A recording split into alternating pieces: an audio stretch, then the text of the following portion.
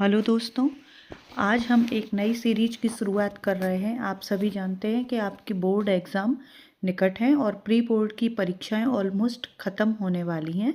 तो इसी सीरीज को लेते हुए आपके लास्ट एग्ज़ाम जो साइंस कैटेगरी से केमिस्ट्री का है, उसी केमिस्ट्री की प्रिपरेशन के लिए आज मैं आपको पूरी केमिस्ट्री की बुक के सभी चैप्टर्स के एमसीक्यू एक साथ करवा रही हूँ।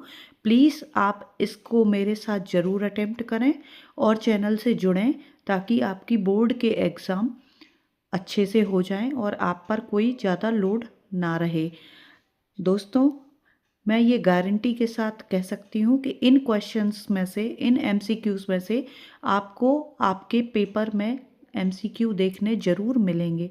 तो आइए इसी के साथ शुरू करते हैं। आपका फर्स्ट चैप्टर जो है बिलियन, उसके लिए एमसीक्यू शुरू करते हैं। पहला चैप्टर है आपका सॉल्यूशन। तो इसके लिए पहला आपका एमसीक्यू जो है वो है गैसों का द्रव में विलेयता का नियम दिया था। किसने दिया था? वॉन थॉप ने, हेनरी ने, बर्कले ने या फिर बॉयल ने। तो ये किसने दिया था दोस्तों? हेनरी ने दिया था। यह नियम किसने दिया था? हेनरी ने दिया था। अगला क्वेश्चन है पीतल है। पीतल क्या है? तो यहाँ पर देखेंगे ठोस विलयन है, द्रव विलयन है, गैस विलयन है या फिर कोलॉइडी विलयन है। तो पीतल जो है एक मिश्र धातु है और धातु क्या होता है? ठोस होती है। इसलिए पीतल जो है वह कैसी है? ठोस है। तो इसका ऑप्शन नंबर ए सही है और इसका ऑप्शन नंबर सी सही है। तीसरा क्वेश्चन है आपके स्क्रीन पर अणु संख्या गुणधर्म नहीं है। अणु संख्या गुणधर्म आप जानते हैं, आपने डिटेल में यदि पढ़ा होगा, नहीं पढ़ा होगा तो आप चिंता ना करें। मैं एमसीक्यू के बाद आपके खाली स्थान, एक वाक्य में उत्तर, उसके बाद लेंदी क्वेश्चन भी 2 नंबर वाले, 3 नंबर वाले और 4 नंबर वाले सारे क्वेश्चन आपकी बोर्ड एग्जाम के पहले जरूर से करवाऊंगी, इसलिए आप मेरे साथ जरूर जुड़े रहें। तो अणु संख्या गुणधर्म जो होते हैं वो 4 प्रकार के होते हैं। आपने पढ़ा होगा क्वथनांक में उन्नयन, हिमांक में अवनमन, परासरण दाब और वाष्प दाब। तो इनमें से कौन जो है वो अणु संख्या गुणधर्म नहीं है? तो यहाँ पर वाष्प दाब जो है वो अणु संख्या गुणधर्म नहीं होता है। क्वथनांक में उन्नयन, हिमांक में अवनमन, परासरण दाब, ये तीनों जो हैं आपके अणु संख्या गुणधर्म हैं। अगला क्वेश्चन है आपके स्क्रीन पर 1000 ग्राम विलायक में उपस्थित विलेय की मोलों की संख्या को क्या कहते हैं? तो 1000 ग्राम विलायक में उपस्थित विलेय के मोलों की संख्या को क्या कहते हैं? तो क्या कहते हैं? मोललता। ऑप्शन नंबर बी जो है वो सही है। इसके लिए मैं आपको एक ट्रिक बता देती हूँ। यहाँ पर क्या दिया है? ग्राम दिया है। कितने? 1000। थोड़ा सा जो दिया है वो क्या दिया है? ग्राम दिया है। कितने ग्राम दिया है? 1000 ग्राम दिया है। तो यहाँ पर आपको देखना है, एक जैसे ही होते हैं मोललता और मोलरता। आप देखेंगे कि मोलरता में कुछ नहीं है, नॉर्मल है, लेकिन यहाँ पर जो है एक लड़की का नाम आ रहा है। क्या? लता। और जब भी हम आपसे पूछें कि लता कितने किलो की है, तो आप उसको क्या बताएंगे? किलोग्राम में बताएंगे।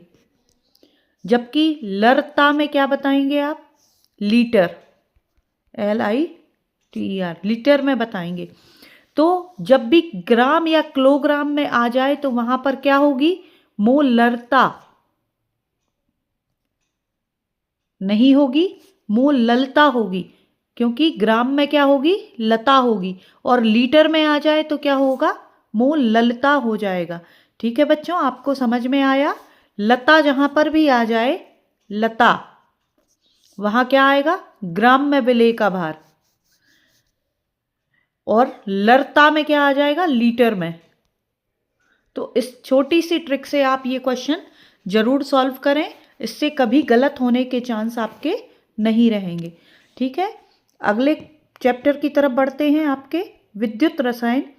विद्युत रसायन में जो है पहला क्वेश्चन है कैथोड पर होने वाली क्रिया क्या कहलाती है? ऑक्सीकरण, अपचयन, उदासीनीकरण या फिर रिडॉक्स। तो कैथोड पर जो क्रिया होती है दोस्तों वो कहलाती है अपचयन। कौन सी क्रिया कहलाती है? अपचयन की क्रिया होती है कैथोड पर।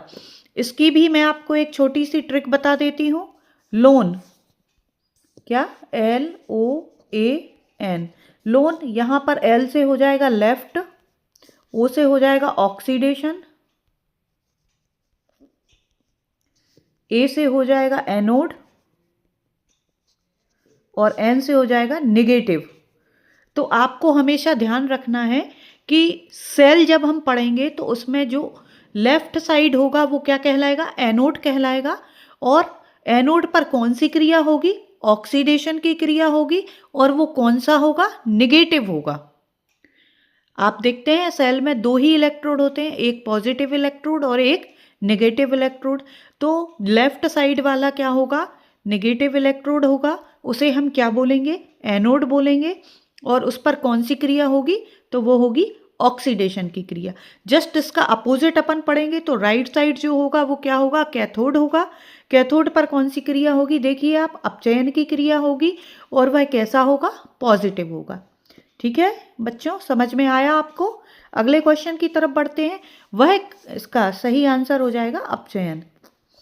अगला क्वेश्चन पढ़ते हैं। वह कारक जो विलयन की चालकता को प्रभावित नहीं करता वो क्या है? तनुता है, तापक्रम है, विद्युत अपघट्ट की प्रकृति है या फिर उपरोक्त में से कोई नहीं।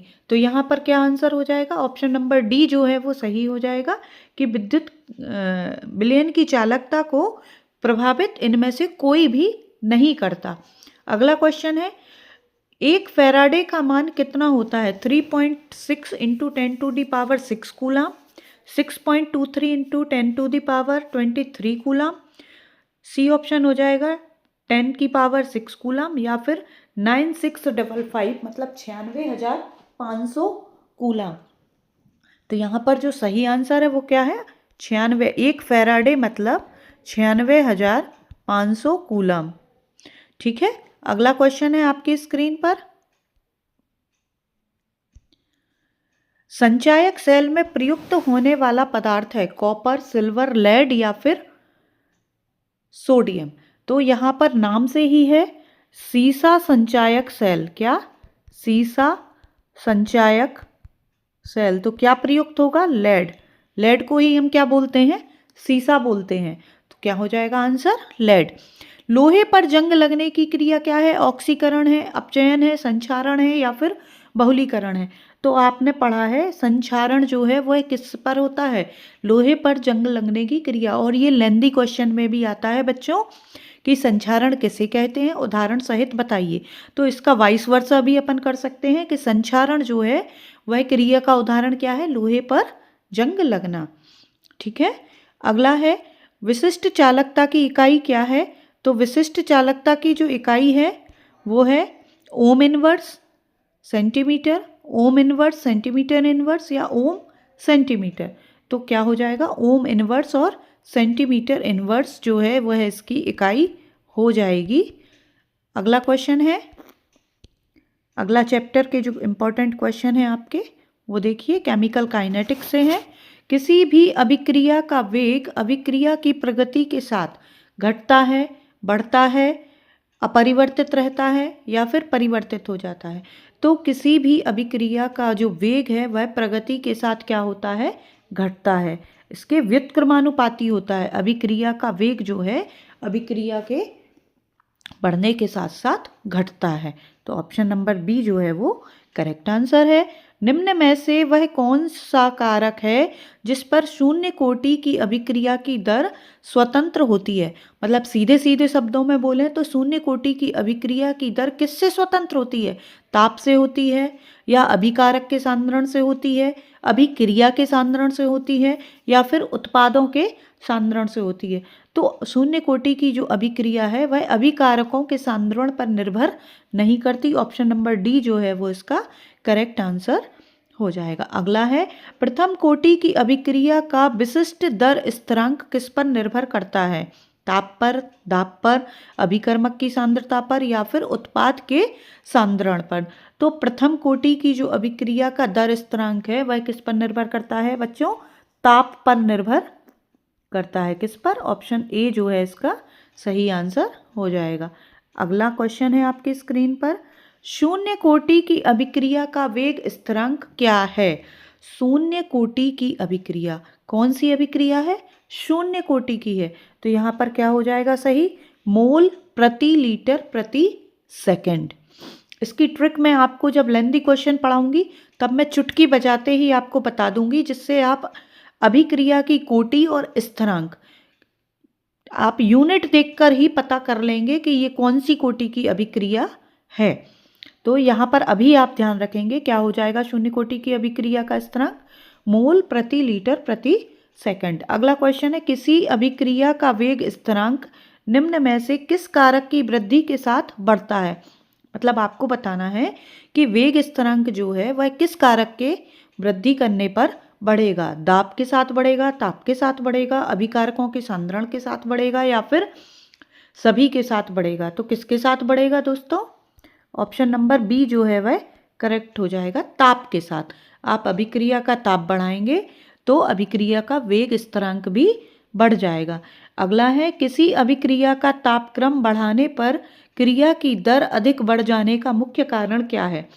टक्करों की प्रभावी संख्या का बढ़ जाना, सक्रिय अणु ऊर्जा का मान बढ़ जाना, सक्रिय अणु ऊर्जा का मान कम हो जाना, अणुओं की संख्या बढ़ जाना। तो जब बच्चों अणुओं के बीच जो टक्कर है वह बढ़ जाए, मतलब उसकी जो जल्दी जल्दी अणु टकराने लगेंगे, तो उसमें क्या है, हीट भी बढ़ेगी उससे, और हीट बढ़ेगी तो अभिक्रिया की दर भी बढ़ जाएगी।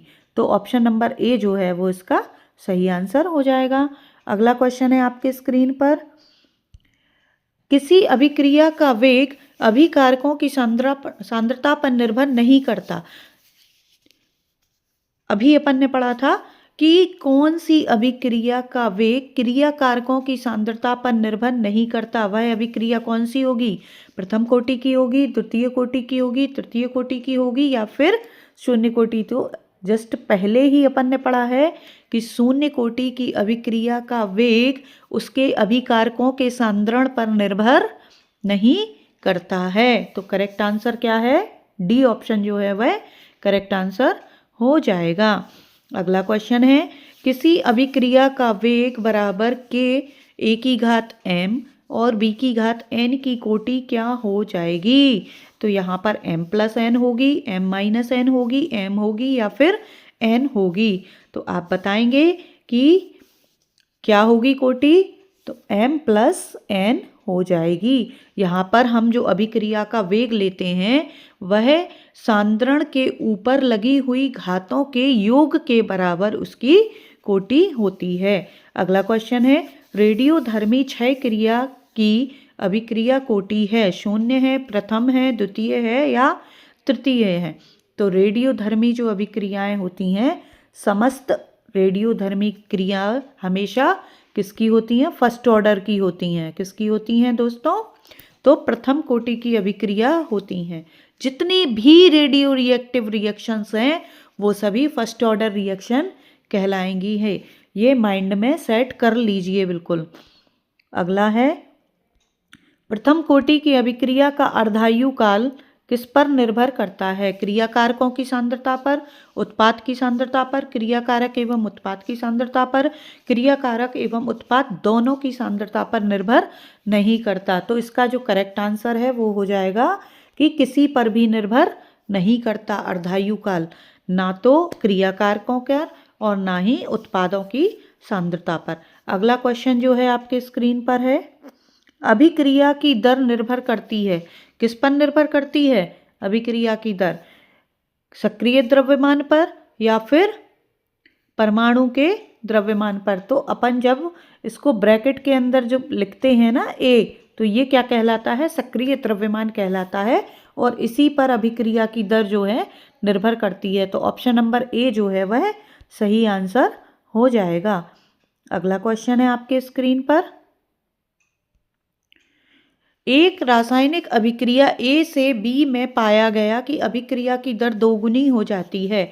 जब ए का सांद्रण 4 गुना कर दिया जाए तो अभिक्रिया की कोटि कितनी होगी? 0 होगी, 1 होगी, 2 होगी या फिर आधी होगी? तो अभिक्रिया का जब सांद्रण 2 गुना कर दिया जाए, नहीं, एक अभिक्रिया की दर 2 गुनी कर दी जाए और ए का सांद्रण 4 गुना कर दिया जाएगा जब, तो अभिक्रिया की दर जो है वो कैसी हो जाएगी? आधी हो जाएगी। कैसी हो जाएगी? आधी हो जाएगी।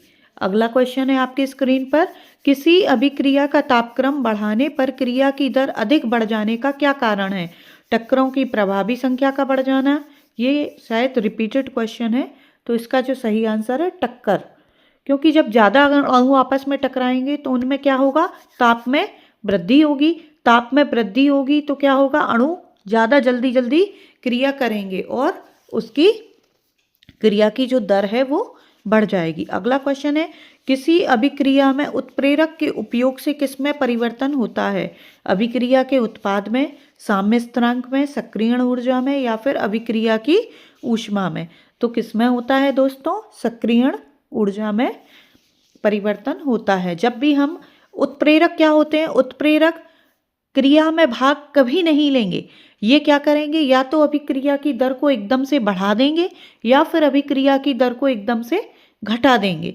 तो ये उत्प्रेरक भी 2 प्रकार के होते हैं, एक क्रिया की दर को बढ़ाने वाले और एक क्रिया की दर को कम करने वाले। अगला क्वेश्चन है आपकी स्क्रीन पर, जब एक अभिक्रिया पदों के क्रम में होती है तो उस अभिक्रिया की कोटि ज्ञात की जाती है सबसे स्लोएस्ट पद के द्वारा, सबसे फास्टेस्ट पद के द्वारा या फिर सभी पदों की गति के योग के द्वारा या सभी पदों की आणविकता के द्वारा।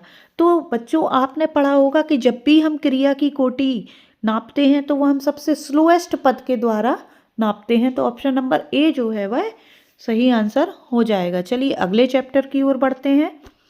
डी और एफ ब्लॉक तत्व से आपके कौन कौन से इंपॉर्टेंट एमसीक्यू बन रहे हैं हम देखेंगे इसमें। इससे पहला क्वेश्चन जो है, संक्रमण तत्व हैं। संक्रमण तत्व क्या है? रंगीन यौगिक बनाते हैं, परिवर्ती संयोजकता दर्शाते हैं, मिश्र धातु बनाते हैं। तो बच्चों ये तीनों जो हैं वो संक्रमण तत्वों के गुण हैं। संक्रमण तत्व हमेशा रंगीन यौगिक भी बनाएंगे। क्यों बनाएंगे? डी ट्रांजैक्शन के द्वारा। परिवर्ती संयोजकता भी दर्शाएंगे। क्यों दर्शाएंगे? क्योंकि इनमें जो है क्या है, इलेक्ट्रॉन जो है निम्न स्तर से उच्च ऊर्जा स्तर में जाते हैं, इसके कारण ये परिवर्ती संयोजकता भी दर्शाते हैं और साथ में ये मिश्र धातु भी बनाते हैं। तो करेक्ट आंसर क्या हो जाएगा? ऑप्शन नंबर डी जो है वो करेक्ट हो जाएगा। अगला है, परमाणु क्रमांक 29 का तत्व आवर्ती सारणी के निम्नलिखित में से किस ब्लॉक का तत्व होगा? तो 29 किसका है दोस्तों? कॉपर का।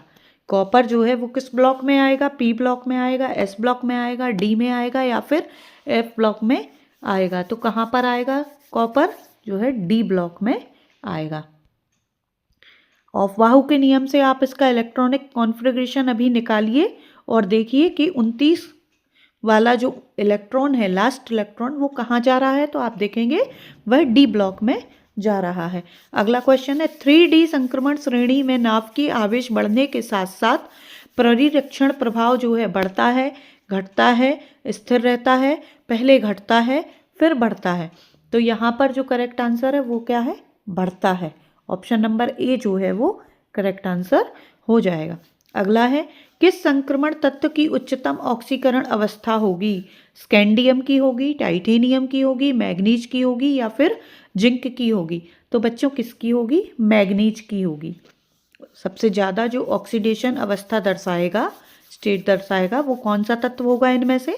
मैग्नीज होगा।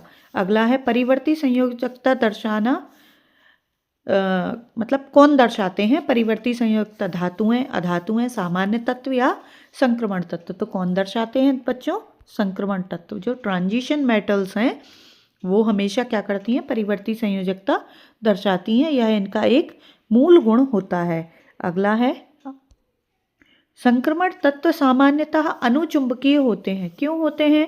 उच्च गलनांक एवं क्वथनांक रखते हैं, अपूर्ण कक्षक रखते हैं, अयुग्मित इलेक्ट्रॉन रखते हैं या आघातवर्ध और तन्य होते हैं।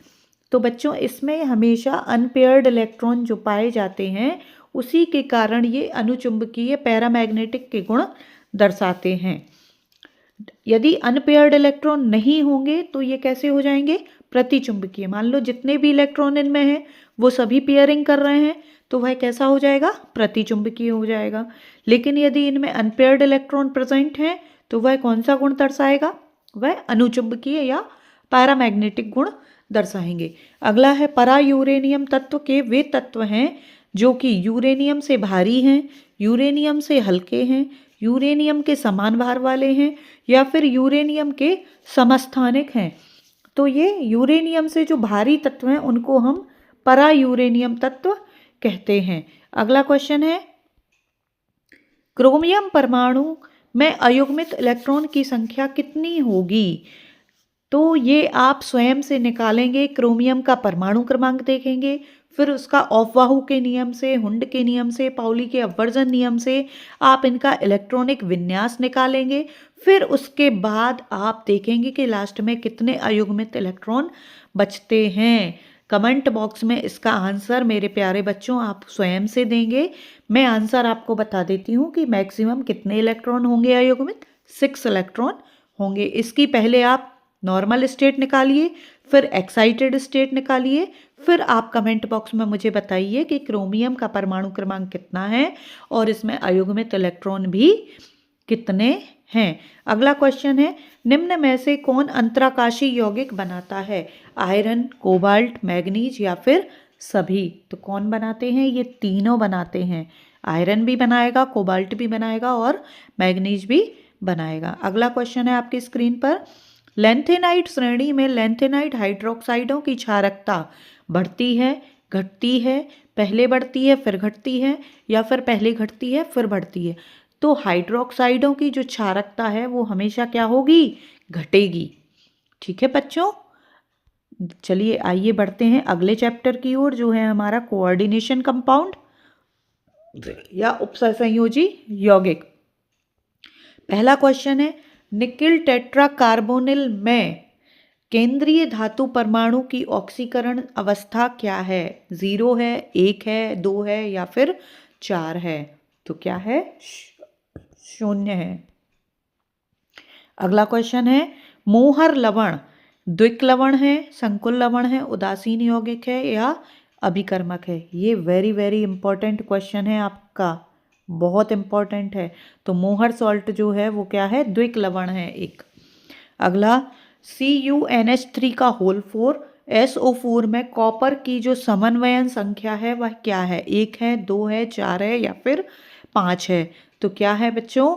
इसमें कॉपर की जो समन्वयन संख्या है वह है 4।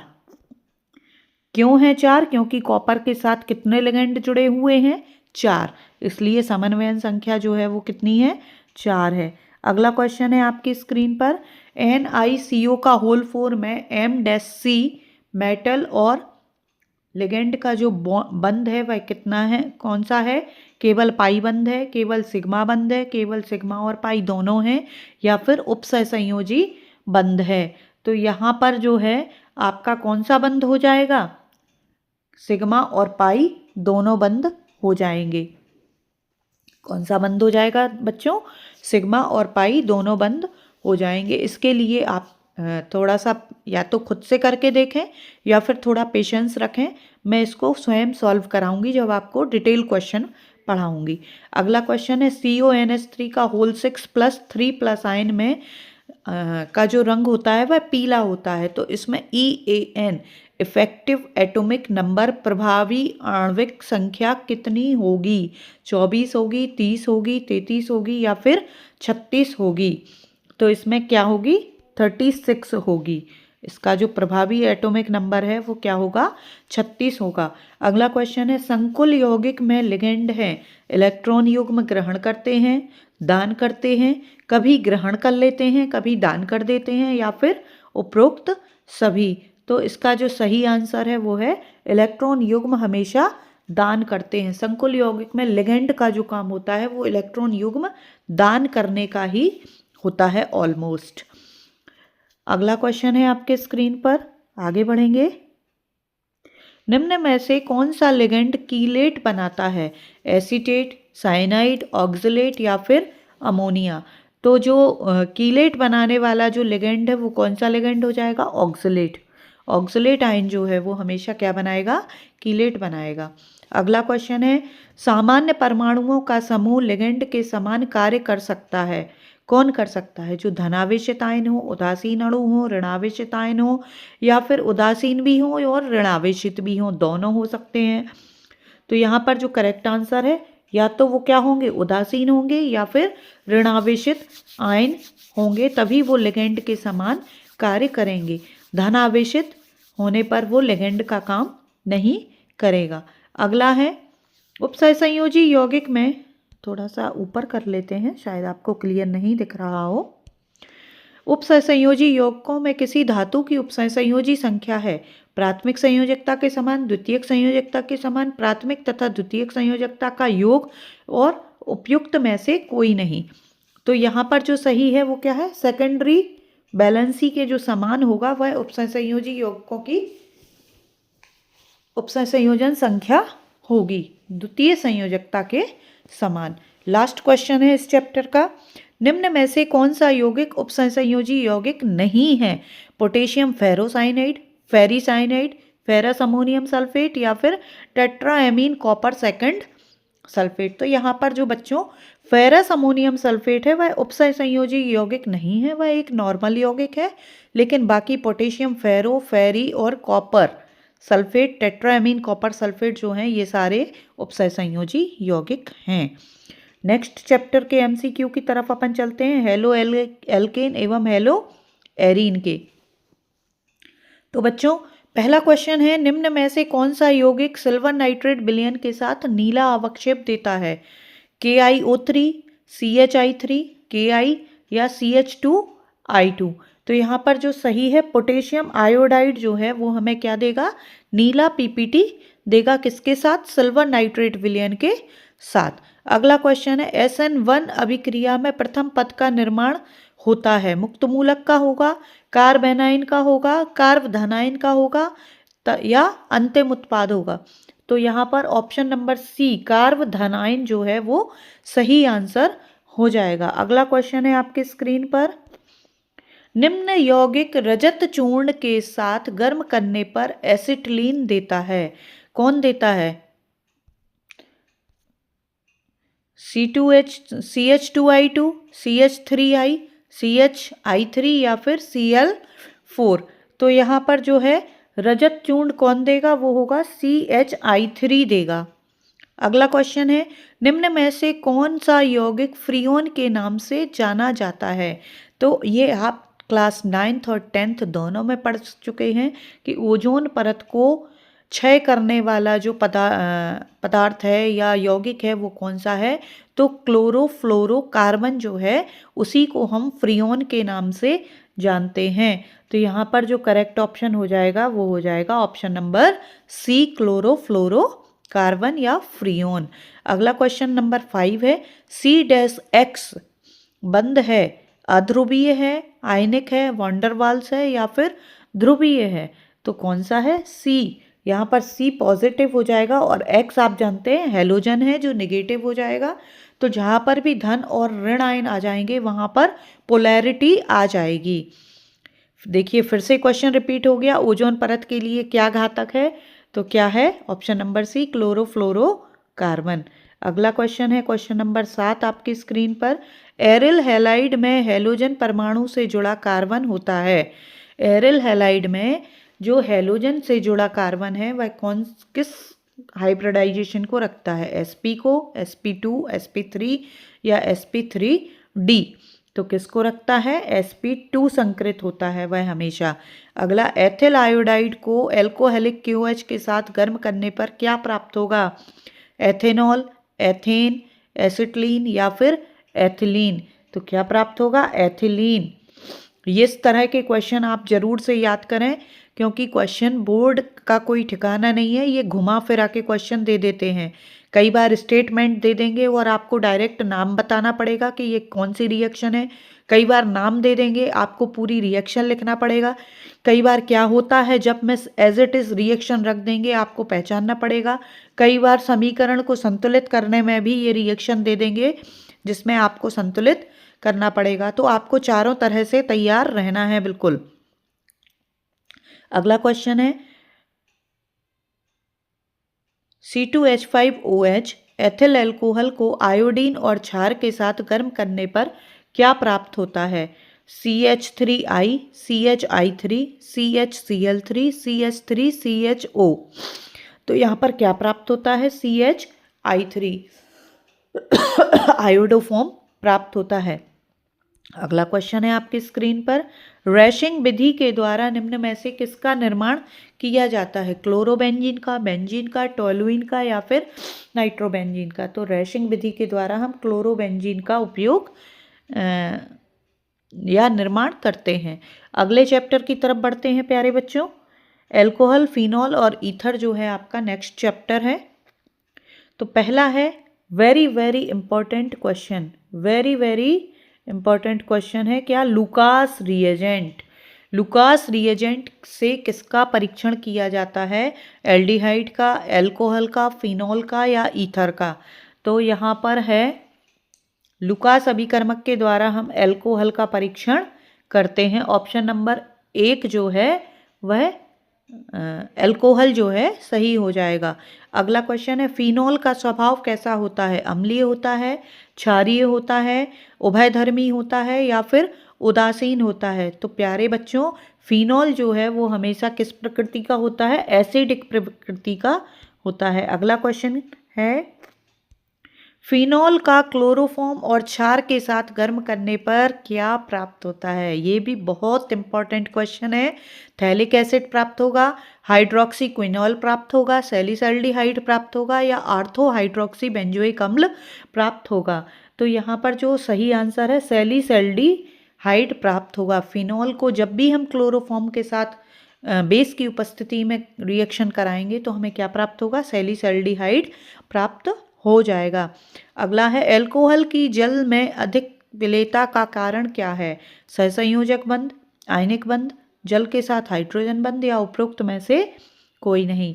तो बच्चों, जहां पर भी जल के साथ कोई भी विलेयता का कारण पूछे या जल के साथ कोई रिएक्शन आए तो वहां पर H और O के बीच जो है वो हाइड्रोजन बंध प्रेजेंट होता है। अगला क्वेश्चन है, विलियमसन संश्लेषण का उपयोग किसके निर्माण में किया जाता है?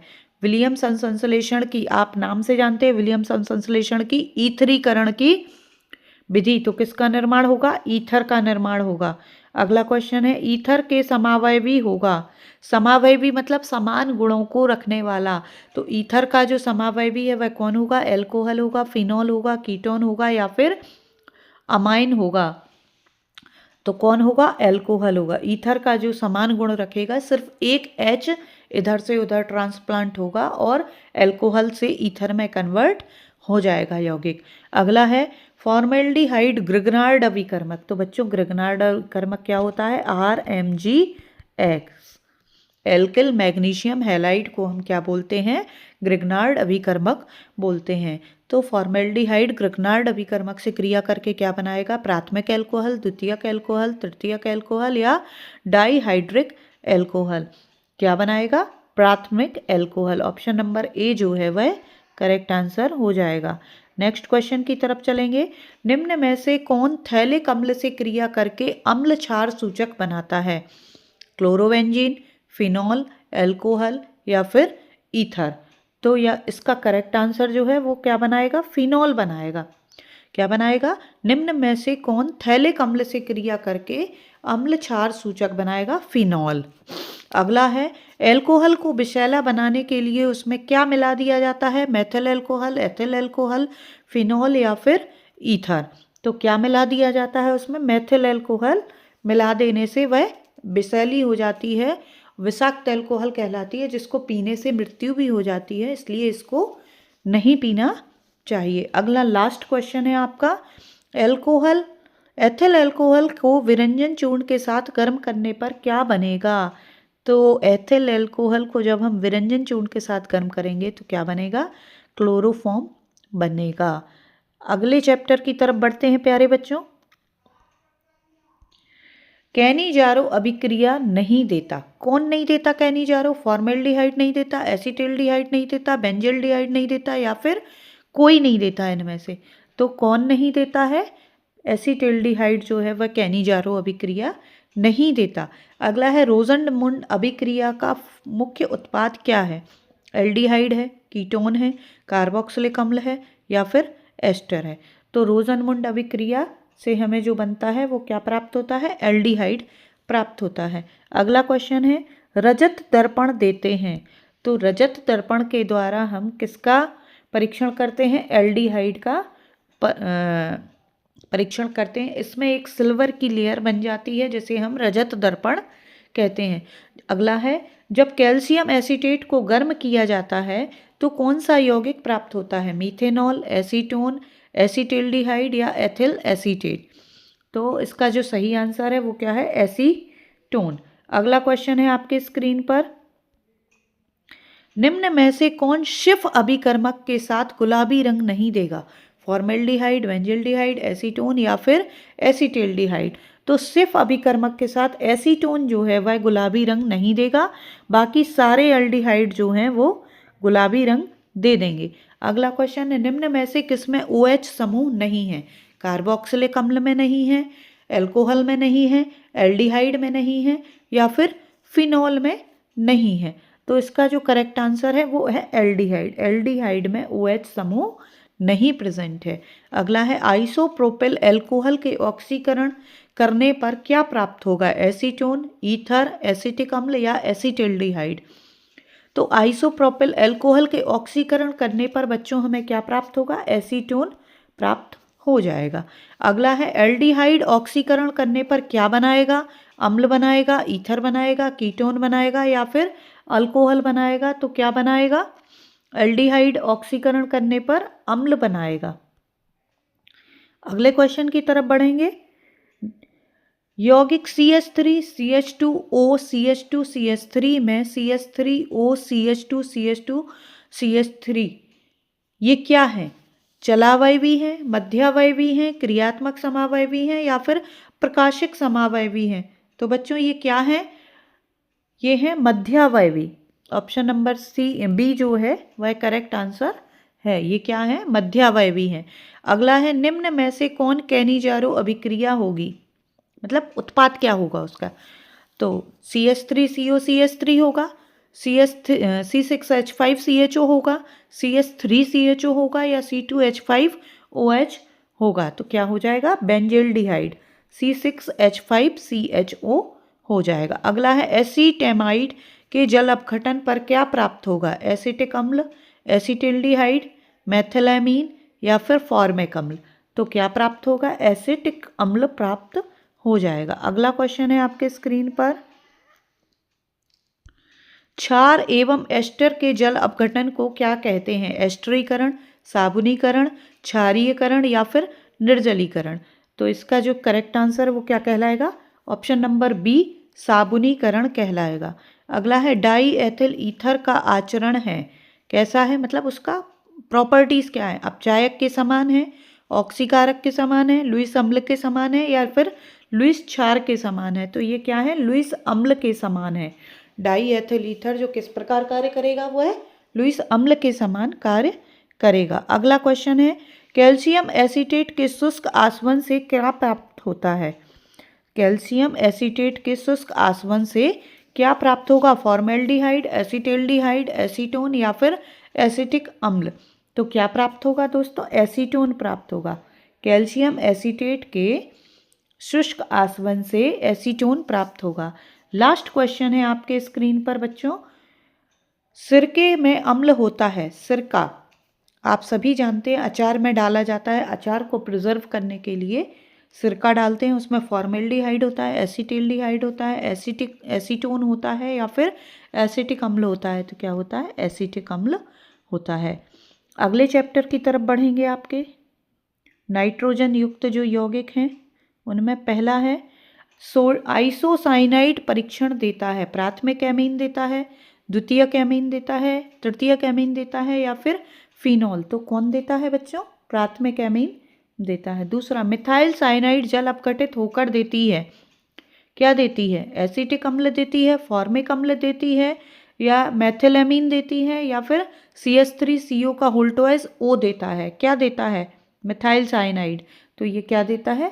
CH3COOH एसिटिक अम्ल हमें मिलता है। अगला क्वेश्चन है, एथिल एमीन नाइट्रस अम्ल से क्रिया करके क्या बनाता है? अमोनिया, नाइट्रस ऑक्साइड, एथेन या फिर नाइट्रोजन। क्या बनाता है? तो इसमें एथिल एमीन की जब हम नाइट्रस अम्ल से क्रिया कराएंगे तो क्या बनेगा? नाइट्रोजन बनेगा। ऑप्शन नंबर डी जो है वो करेक्ट आंसर हो जाएगा। अगला क्वेश्चन है, एनिलीन के शुद्धिकरण करते हैं। एनिलीन का जो शुद्धिकरण है वो किस विधि से करते हैं? तो प्यारे बच्चों, वाष्प आसवन से करते हैं। भाप आसवन से जो है हम एनिलीन का शुद्धिकरण करेंगे। अगला है, किसके साथ HNO2 की क्रिया कराने पर नाइट्रोसो ऑयल प्राप्त होता है?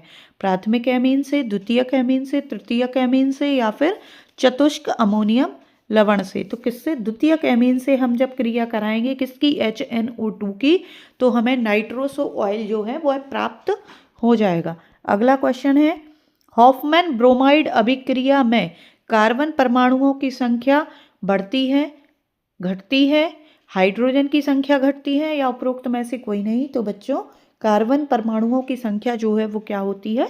घट जाती है।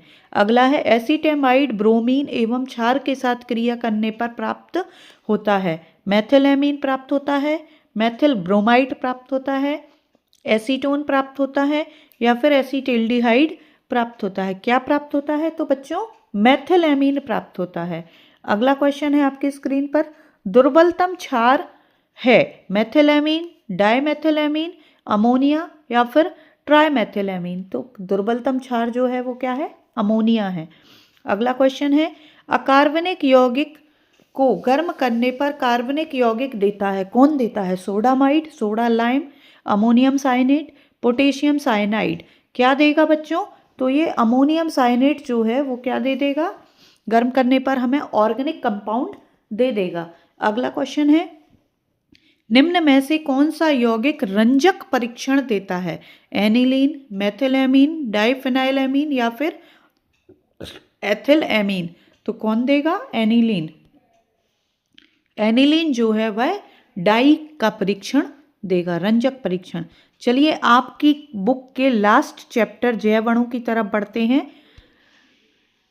पहला क्वेश्चन है, ऊतकों के निर्माण किसके द्वारा किया जाता है? विटामिन के द्वारा, कार्बोहाइड्रेट के द्वारा, प्रोटीन के द्वारा या फिर सभी के द्वारा। तो सभी जानते हैं बेटा, मसल्स किसके द्वारा बनती हैं? प्रोटीन को ज़्यादा कैप्चर करने से हमारी जो है टिश्यू फॉर्मेट होते हैं और टिश्यू फॉर्मेट होने से हमारे मसल्स इंप्रूव होते हैं।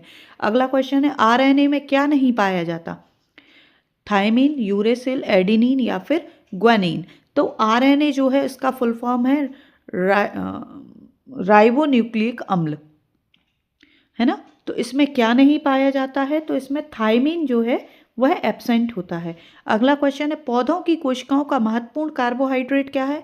मतलब पौधों के प्लांट सेल्स में क्या पाए जाते हैं? सेलुलोज, ग्लूकोज, स्टार्च या विटामिन। तो प्लांट सेल में क्या पाया जाता है? सेलुलोज। इनकी आउटर जो सेल है वह सेलुलोज की बनी होती है। अगला क्वेश्चन है, कौन सा प्रोटीन रक्त प्रवाह में ऑक्सीजन अभिगमन करता है? मायोग्लोबिन, इंसुलिन, एल्ब्यूमिन या फिर हीमोग्लोबिन। तो प्यारे बच्चों, हीमोग्लोबिन का जो काम है हमारे शरीर में वह ऑक्सीजन को लाना और ले जाना है।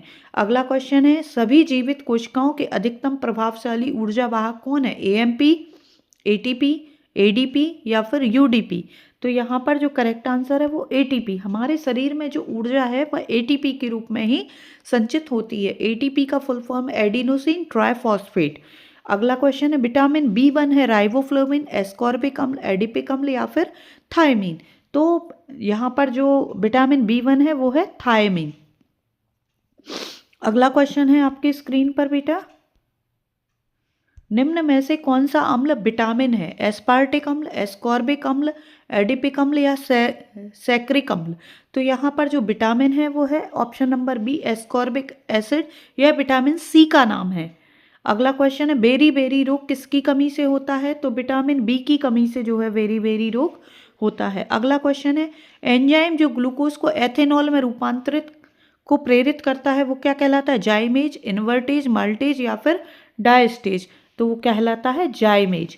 जाइमेज ग्लूकोज को एथेनॉल में कन्वर्ट कर देता है। अगला क्वेश्चन है आपके स्क्रीन पर मानव शरीर में कार्बोहाइड्रेट का संचयन होता है ग्लूकोज के रूप में, ग्लाइकोजन के रूप में, स्टार्च के रूप में या फिर फ्रक्टोज के रूप में? तो ऑप्शन नंबर बी, हमारे शरीर में कार्बोहाइड्रेट जो है वह ग्लाइकोजन के रूप में संचित होता है। अगला क्वेश्चन है हीमोग्लोबिन क्या है? एंजाइम है, विटामिन है, ग्लोब्यूलर प्रोटीन है या फिर कार्बोहाइड्रेट है? तो हीमोग्लोबिन जो है वो क्या है? एक ग्लोब्यूलर प्रोटीन है। अगला क्वेश्चन है विटामिन B12 में कौन सी धातु उपस्थित होती है? लेड, जिंक, आयरन या फिर कोबाल्ट? तो विटामिन B12 में जो है कोबाल्ट धातु उपयोग में लाई जाती है। अगला क्वेश्चन है क्वेश्चन नंबर 13, रिकेट्स किस विटामिन की कमी से होता है? तो बेटा विटामिन ए की कमी से हमें रतौंधी होती है, बी की कमी से बेरी बेरी होता है, सी की कमी से हमें स्कर्वी रोग होता है और रिकेट्स जो है वो विटामिन डी की कमी से होता है। अगला सभी जीवित कोशिकाओं के अधिकतम प्रभावी ऊर्जा वाहक क्या है? तो क्या है? एटीपी, अभी अपन ने पहले ही पढ़ा, एटिनोसिन ट्राइफॉस्फेट। लास्ट क्वेश्चन है आपके पूरी बुक का, पायरिया रोग किस विटामिन की कमी से होता है? तो बेटा पायरिया जो है वो हमारे दांतों से संबंधित रोग है और हमारे दांतों के लिए जो सबसे ज़्यादा जरूरी विटामिन है वह है विटामिन सी। तो अब बेटा आप लोग मुझे बताएंगे, सभी 12th के स्टूडेंट, मैंने आपको पूरी बुक के जो MCQ हैं वो एक साथ एक ही जगह पे पढ़ा दिए हैं। आई होप इनमें से आपको एग्ज़ाम में देखने जरूर मिलेंगे क्वेश्चन, इसलिए मल्टीपल बार, कम से कम 4 से 5 बार वीडियो को जरूर देखें और अपनी प्रिपरेशन को अच्छा बनाएं। और बच्चों एक बात मुझे कमेंट बॉक्स में ज़रूर बताएं कि इसी तरह के क्वेश्चन आपको पूरी बुक के खाली स्थान में एक साथ आपको करवा दूं, सही गलत एक साथ करवा दूं, मैचिंग एक साथ करवा दूं या फिर वन वर्ड वाले क्वेश्चन जो हैं वो एक साथ करवा दूं, फिर उसके बाद पूरे 2 नंबर वाले क्वेश्चन, 3 नंबर वाले क्वेश्चन और डिटेल्ड क्वेश्चन 4 नंबर वाले विथ आंसर मैं आपको प्रोवाइड करवा दूंगी। और इसके साथ ही जो आपके 2022 का, 23 का, 24 का पेपर है वो भी मैं आपको करवा दूंगी। यदि आप मेरे साथ जुड़ना चाहते हैं तो प्लीज़ चैनल को लाइक, शेयर और सब्सक्राइब जरूर कीजिए। धन्यवाद।